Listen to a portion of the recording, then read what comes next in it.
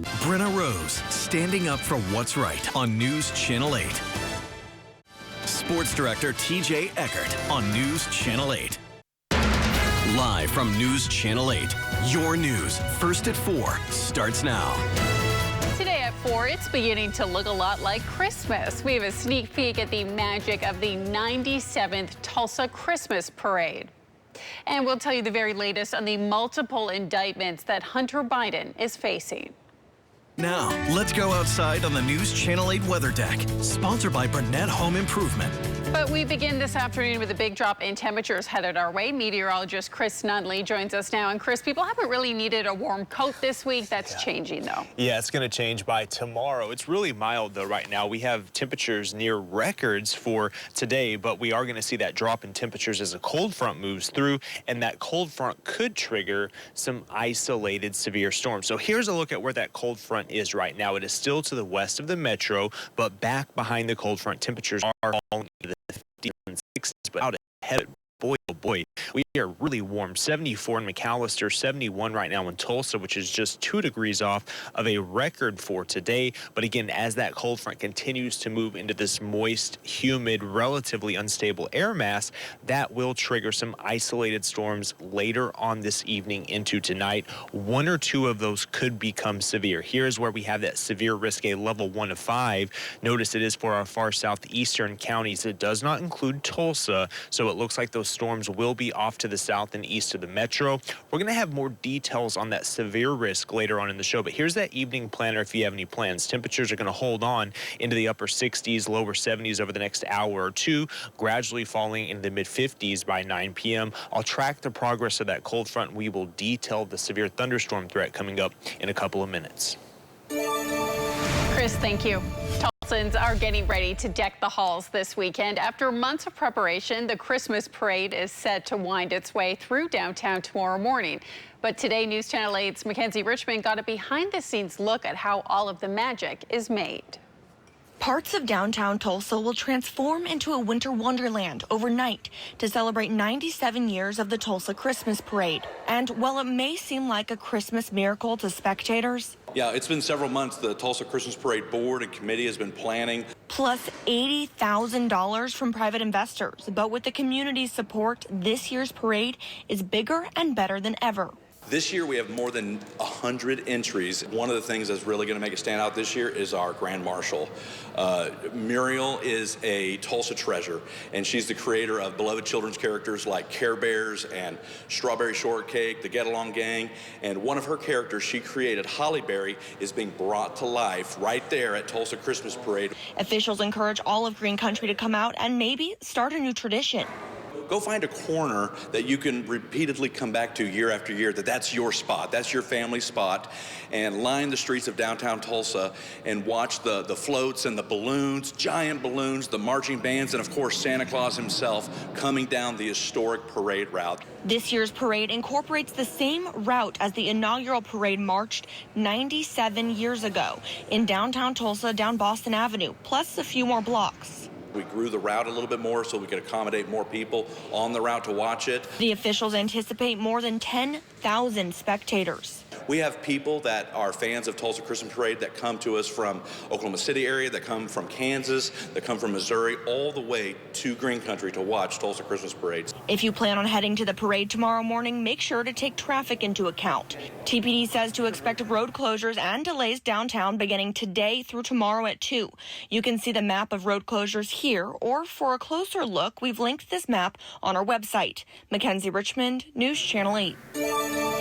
President Biden today dodging questions by reporters about federal charges that his son is facing. Hunter Biden indicted on 9 counts of federal tax violations, including 3 felonies. He's accused of failing to pay $1.4 million in taxes from 2016 to 2019. ABC's Melissa Adon is in Washington with all of the details of these allegations. President Biden ignoring questions from reporters about his son's latest federal charges ahead of his trip to the West Coast. Special counsel David Weiss bringing 9 tax-related charges against Hunter Biden, 6 misdemeanors and 3 felony charges, all stemming from failing to pay $1.4 million in taxes from 2016 to 2019. Hunter accused of living an extravagant lifestyle. Among the expenses listed, more than $600,000 in payments to various women, another $397,000 on clothing and accessories, and more than $180,000 on adult entertainment, including porn. This isn't a case that you can defend on the merits. Maybe you can hope for some sort of jury nullification, but I mean, there's no question, at least according to the indictment, that Hunter Biden didn't pay taxes, that he had the ability to do so, and that he was writing off all sorts of expenses that weren't really business expenses. The indictment also alleges Hunter earned millions of dollars from foreign entities in Ukraine, Romania, and China, leading him to, quote, spend wildly.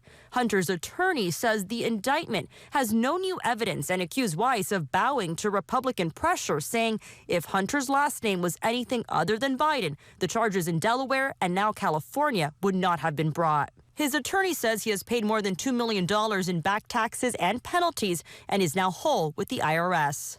If convicted, the charges could carry a penalty of up to 17 years in prison. In September, Hunter was charged with a felony gun indictment, but he pleaded not guilty.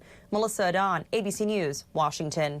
President Biden headed to Las Vegas today, where he'll announce $8 billion in new funding for passenger rail projects across the country. That includes a high-speed rail line from Vegas to Los Angeles. It's expected to be finished by 2028. The investment is the largest in rail since Amtrak's creation. That was in the early 70s. The president also was slated to meet with UNLV officials following the shooting on campus earlier this week. As lawmakers race to strike a deal for more aid to Ukraine, President Biden is reportedly considering getting behind new restrictions on the asylum process to move the bill along. That's according to Reuters, citing a source familiar with Biden's thinking. This as Congress is expected to depart for Christmas break in a week, possibly without a deal. The GOP refuses more aid without serious border changes, while Democrats say time is running out for Ukraine. Ukraine's very important. So is Israel. So is Taiwan. But nothing's more important to me right now than securing our homeland that's the most exposed to a terrorist attack and other bad things in modern history. We should not go home for the holidays without passing this urgent supplemental funding bill that would sustain Ukraine's fight against Russian aggression. For Republicans, they just want more increased border funding. They're also looking for asylum changes as well. The White House says funding for aid will run out by the end of the year. Coming up, good news for home buyers as mortgage rates continue to drop. It is the season to eat, drink, and be merry, as well as get sick. I'm Liz Bonas, how to boost your immunity against it. It is just ahead. Here's a live look at the Broken Arrow Expressway through our ABES Roofing live camera. Drivers hitting the road this weekend will get a little bit of a break at the pump. According to AAA, the national average cost of a gallon of gas today is $3.19. That's down 6 cents from last Friday and 22 cents from last month. 20 states, including ours, have an average price per gallon below $3. Now, gas on average statewide here is $2.73. It is even cheaper here in Tulsa, where it is 26 cents lower than that. Mortgage dropped for 7 straight weeks, and we're now at the lowest level since August. According to data from Freddie Mac Finance Company, the 30-year fixed mortgage rate fell this week to just over 7%. That's down from 7.2% last week. By comparison, last year, the average rate was at 6.3%. The average mortgage rate is based on applications that Freddie Mac gets from lenders across the nation. After the break, giving back during the holidays, how one little girl is saying thank you to a children's hospital that saved her big sister. Plus, it's really warm out there right now, and that could lead to some isolated severe storms as the cold front moves through. I'll track those severe storm chances for you coming up.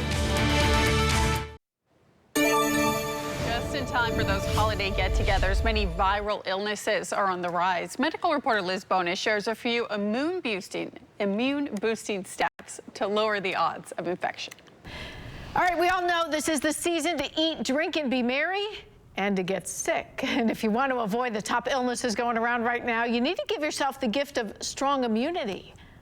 First up, make sure vaccines are up to date in both kids and adults. And they boost immunity in about 2 weeks and help protect against severe lung complications from respiratory illnesses such as flu, COVID-19, RSV, and pneumonia going around right now. Vaccinating for flu and for COVID, as well as for bacterial infections that cause pneumonia like pneumococcus, is really important for children. Then go with your gut. Researchers in the journal Gut Microbes found that one particular bacteria that shows up in the gut when you eat a Mediterranean diet appears to help certain vaccines, such as those against COVID-19, protect longer.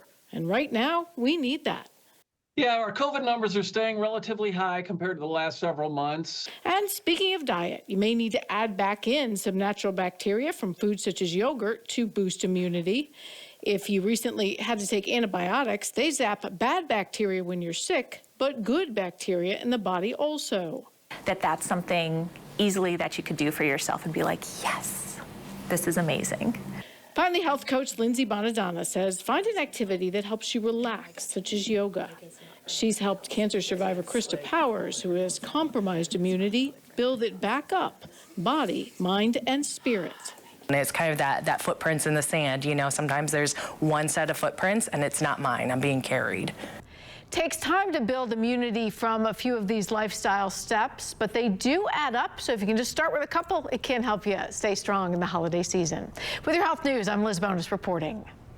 And a study says that more than a quarter of people who got mRNA COVID-19 vaccines had an unintended immune response. Cambridge scientists found that there weren't any negative effects, but the vaccine is supposed to make a COVID spike to mimic the infection and cause your system to make antibodies.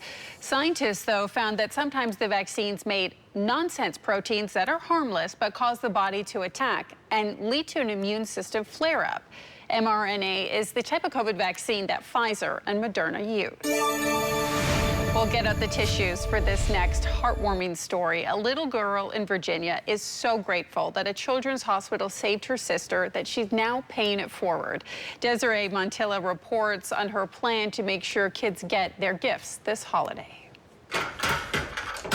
Inside the Browell family's home, you can usually find Amelia playing with her favorite toys. I like my Spider-Man car. Instead of making a wish list of toys for her 4th birthday, she wanted to grant wishes for all the kids being treated at the Children's Hospital of Richmond at VCU.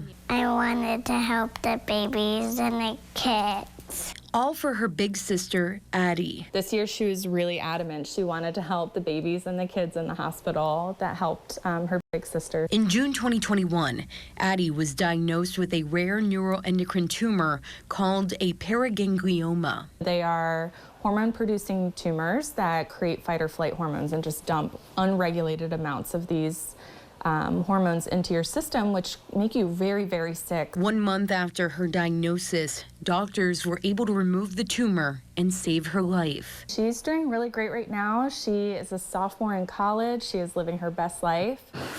A gift of life, Amelia is paying forward. She thinks the sun rises and sets on her big sister, so the fact that the hospital saved her sister's life is a really big deal.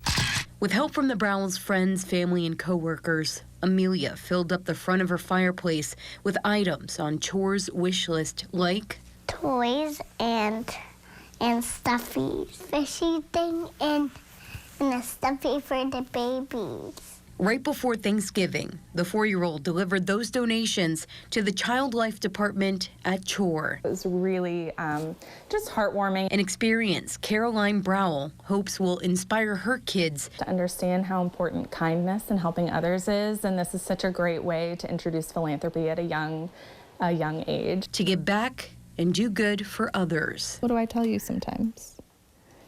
You tell me that I have a big heart. You do have a big heart.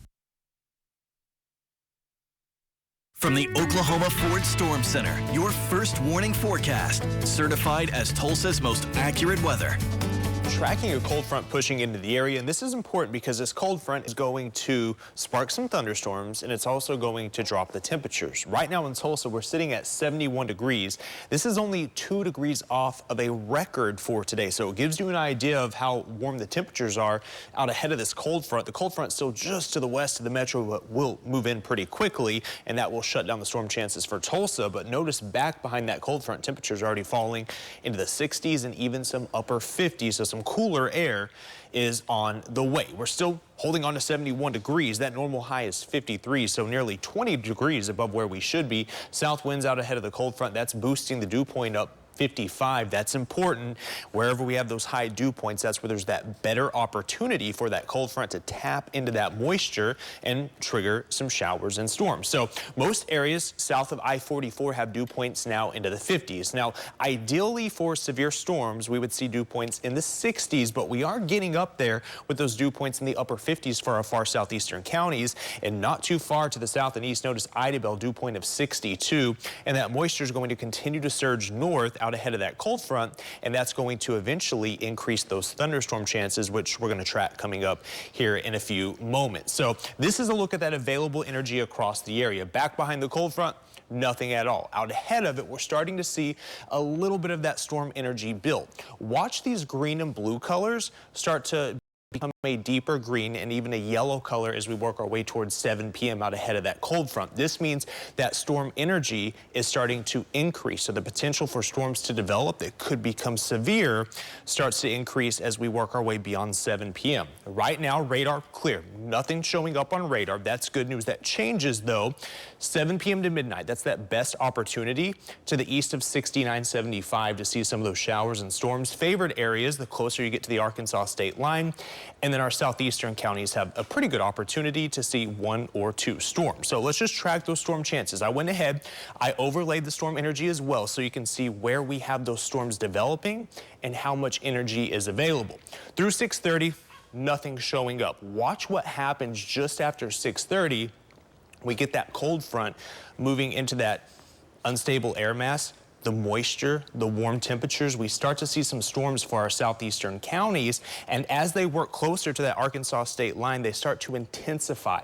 Look at the purple and the red colors. That indicates that possibility of those storms becoming strong, maybe severe. As we work toward 8:30, I also want to point out the individual cells. They're kind of discrete, so there's that potential these could ramp up, possibly producing some hail, gusty winds, and there is a low-end tornado risk for our far southeastern counties. Now, here in Tulsa, we're not going to see any storms. This will be well to the east, but some of our News Channel 8 viewing area could see some severe weather, but that pushes out of the area by midnight. Level 1 to 5 severe risk for our southeastern counties.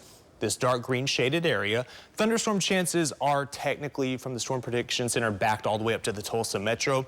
Don't think we're going to see any here in Tulsa. We should stay dry with mild temperatures, but back behind the cold front, we do start to cool off. And tomorrow morning, get a look at this. Temperatures upper 30s, lower 40s, but wind chills are going to be in the 30s pretty much area wide. And tomorrow afternoon, we're not going to see much warming. We're going to stay in the upper 40s and lower 50s. Mainly dry. A sprinkle possible, yes, but it looks like we're going to be dry for that parade in Tulsa that starts at 11. Brenna and I are going to be there. It should be a good time. Perfect weather for it if you kind of want to get in that holiday spirit. Maybe grab a hot chocolate from your local coffee shop. Come out and enjoy it. We do warm back up, though, by next week. So the temporary cold lasts about 48 hours. And it's not really cold. It's where we should be this time of the year. But with how warm it's been, it's going to feel a lot colder. Especially like at the parade tomorrow. If you're sitting there, you're standing, you're not moving, it's going to be a little chilly. It will be chilly. So we're going to bundle up. Yeah, for sure. Well, still to come, he's cute, he's cuddly, he is utterly adorable. See what I did there? We'll introduce you to Chicago's newest otter pup when we come back. Stay with us. I thought you were talking about my dog Cash. Welcome back. Take a look at this little guy. This is an 8-week-old northern sea otter pup that now has a new home at Chicago's Shedd Aquarium. The Alaska Sea Life Center rescued the pup in late October, and now experts at the aquarium will provide every single thing that the otter needs to grow up healthy and strong. That includes feeding him every few hours, soft towel grooming, and regular checkups. The aquarium says it will be updating the pup's progress on social media, including choosing a name and details about when the public can come see him in action. Oh my gosh. Sign me up. I don't just want to see him, I want him for myself. I know, I was going to say, a newsroom otter. That would make all of our worries and fears just go away. Oh my gosh, he could just sit on my lap during the newscast. I think viewers would like to see that. I mean, it's like watch Chris or Brenna or watch this. Or the otter. The otter, yeah. So this kind of deviates. We'll see how much time we have. We're going to try to get to it. Cash has made a friend up in Washington with a sea lion, with a seal. And I swear they communicated with each other somehow. It was the weirdest thing, but the neatest thing I'd ever observed. Do you have video of this? And can you post it on social media? Because I think we all want to see it. It was his friend, though, and they had a bond. They're buddies. Yeah, I was a little bit jealous. And then you moved away. And then we moved away. But hey, at least we have nice weather. We'll take it.